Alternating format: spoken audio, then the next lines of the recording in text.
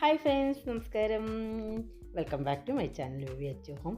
ചോറിന് പറ്റിയ നല്ലൊരു ഒഴിച്ചുകറി തയ്യാറാക്കാം. മത്തങ്ങ വെച്ചിട്ട് ഈസി ആയിട്ട് നമുക്ക് തയ്യാറാക്കി എടുക്കാൻ പറ്റുന്ന കറിയാണിത്. വീഡിയോ കണ്ട് ഇഷ്ടപ്പെട്ടിട്ടുണ്ടെങ്കിൽ ചാനൽ സബ്സ്ക്രൈബ് ചെയ്തില്ലെങ്കിൽ ഒന്ന് സബ്സ്ക്രൈബ് ചെയ്തേക്കണേ. ലൈക്ക് അടിക്കാൻ ആരും മടിക്കല്ലേ. കറി തയ്യാറാക്കാനായിട്ട് പോവാം. ഈ മത്തങ്ങക്കറി ഞാനൊരു മൺചട്ടിയിലാണ് തയ്യാറാക്കുന്നത്. ഒരു ചെറിയ പീസ് മത്തങ്ങ തൊലിയൊക്കെ കളഞ്ഞ് കട്ട് ചെയ്തിട്ട് കൊടുക്കുന്നുണ്ട്. എരിവിന് ആവശ്യമായിട്ട് 2 പച്ചമുളക് ചേർത്ത് കൊടുക്കുന്നുണ്ട്. മുളക് പൊടി നമ്മളിത് ഉപയോഗിക്കുന്നില്ല, അതുകൊണ്ട് എരിവ് നമ്മുടെ ഇഷ്ടത്തിനനുസരിച്ച് പച്ചമുളക് ചേർത്ത് കൊടുക്കണം.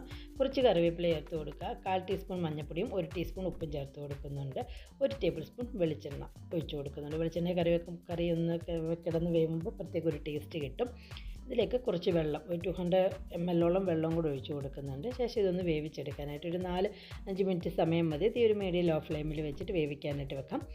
ആ സമയം കൊണ്ട് അരപ്പ് തയ്യാറാക്കാം. മിക്സിയിൽ ജാറിലേക്ക് ഒരു 3/4 കപ്പോളം തേങ്ങ തിരുമ്മി എടുക്കുന്നുണ്ട്. ഒരു 3 ചെറിയുള്ളിയും ഒരു 1/4 ടീസ്പൂൺ നല്ല ജീരകവും 1/2 ടീസ്പൂൺ ഉപ്പും ചേർത്ത് കൊടുക്കുന്നുണ്ട്. കുറച്ച് വെള്ളം ഒഴിച്ച് കൊടുത്ത് ഇത് നല്ലതുപോലെ ഒന്ന് അരച്ചെടുക്കാം. ഒരു മീഡിയം വലുപ്പമുള്ള തേങ്ങയാണെന്നുണ്ടെങ്കിൽ ഒരു തേങ്ങയുടെ പകുതി തിരുമ്മിയെടുക്കുക. ചെറിയ നാളികേരമാണ് എടുക്കുന്നതെങ്കിൽ ഒരു 3/4 ഭാഗം നാളികേരം തിരുമ്മിയെടുക്കുക. മത്തങ്ങ ഇപ്പോൾ നല്ലതുപോലെ വെന്ത് കിട്ടിയിട്ടുണ്ട്. ചെറുതായിട്ട് മത്തങ്ങയുടെ പീസൊക്കെ ഒന്ന് ഉടച്ചു കൊടുക്കണം. ജീരകമാണ് നമ്മൾ കറിക്ക് അരയ്ക്കുന്നത്, പെരുംജീരകം അല്ല. ജീരകവും പെരുംജീരകവും തമ്മിൽ മാറിപ്പോകരുത്. നമ്മൾ ഉടച്ചു കൊടുത്തതിന് ശേഷം നമ്മൾ അരച്ചെടുത്ത് വെച്ചിട്ടുള്ള തേങ്ങയും കൂടി ചേർത്ത് കൊടുക്കാം.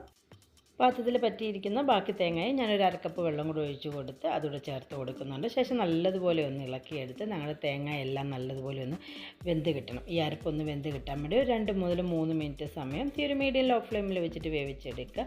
ഇപ്പോൾ കറി അത്യാവശ്യം ഒരു കുറുകിയ രീതിയിലാണ്, ഒത്തിരി അങ്ങ് ലൂസല്ല. നിങ്ങൾക്ക് കുറച്ചുകൂടെ ഏത് പരുവത്തിലാണോ കറിയുടെ തിക്നെസ് വേണ്ടത് അതിനനുസരിച്ച് വെള്ളം കുറച്ചുകൂടെ ചേർത്ത് കൊടുത്ത് ലൂസാക്കി എടുക്കാവുന്നതുമാണ്.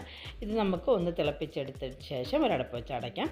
കറി ഒന്ന് താളിച്ചെടുക്കാനായിട്ട് ഒരു പാത്രത്തിൽ 2 ടേബിൾ സ്പൂൺ വെളിച്ചെണ്ണ ചേർത്ത് കൊടുത്തിട്ടുണ്ട്. ഇതിലേക്ക് ഒരു 1/4 ടീസ്പൂൺ കടുക് ഇട്ട് കൊടുക്കുക. കടുക് ഒന്ന് പൊട്ടിക്കരുമ്പോൾ 2 വറ്റൽമുളകും ഒരു 1/4 ടീസ്പൂൺ നല്ല ജീരകവും കൂടി ചേർത്ത് കൊടുക്കുന്നുണ്ട്. ഒരു 6 ചെറിയുള്ളി ചെറുതായിട്ട് അരിഞ്ഞതും കൂടി ചേർത്ത് കൊടുത്ത് ചെറിയുള്ളി ഒരു നിറമൊക്കെ ഒന്ന് മാറി കിട്ടുന്നിടം വരെ ഒന്ന് ഇളക്കി കൊടുത്ത് വഴറ്റിയെടുക്കുക. അല്പം കറിവേപ്പിലയും കൂടെ ചേർത്ത് കൊടുക്കുന്നുണ്ട്. ശേഷം നമുക്ക് ഒരു ഗോൾഡൻ ബ്രൗൺ കളർ ആവുന്നിടം വരെ ചെറിയുള്ളി ഒന്ന് മൂപ്പിച്ചെടുക്കണം. തീ ഒരു മീഡിയം ലോ ഫ്ലെയിമിൽ വെച്ചിട്ട് കൈയെടുക്കാതെ ഇളക്കി കൊടുത്തുകൊണ്ടിരിക്കണം. പെട്ടെന്ന് തന്നെ ചെറിയുള്ളി മൂത്ത് കിട്ടും. കരിഞ്ഞു പോകാതിരിക്കാൻ പ്രത്യേകം ശ്രദ്ധിക്കണം. ഈ ഒരു പരുവാക്കി ചെറിയുള്ളി മൂപ്പിച്ചെടുക്കണം. ശേഷം നമ്മൾ റെഡിയാക്കി വെച്ചിട്ടുള്ള കറിയിലേക്ക് ഒഴിച്ചു കൊടുക്കാം. ശേഷം നമുക്കിതൊരു അടപ്പ് വെച്ച് അടച്ച് ഒരു 5 മുതൽ 7 മിനിറ്റ് സമയം അതങ്ങനെ തന്നെ വെച്ചേക്കുക. നമ്മുടെ കറിയുടെ ആ ചെറിയുള്ളിയിൽ മൂപ്പിച്ചെടുത്തതിൻ്റെ ആ ടേസ്റ്റും ആ ഫ്ലേവറൊക്കെ കറിയിലേക്കൊന്ന് ഇറങ്ങി ഒന്ന് ജസ്റ്റ് റെഡിയായി കിട്ടാൻ വേണ്ടി നമ്മൾ അങ്ങനെ തന്നെ വെച്ചിരിക്കാം. ഈ ഒരു അളവിൽ തയ്യാറാക്കുകയാണെന്നുണ്ടെങ്കിൽ ഒരു 4 പേർക്കൊക്കെ നമുക്ക് കറി സെർവ് ചെയ്യാവുന്നതുമാണ്.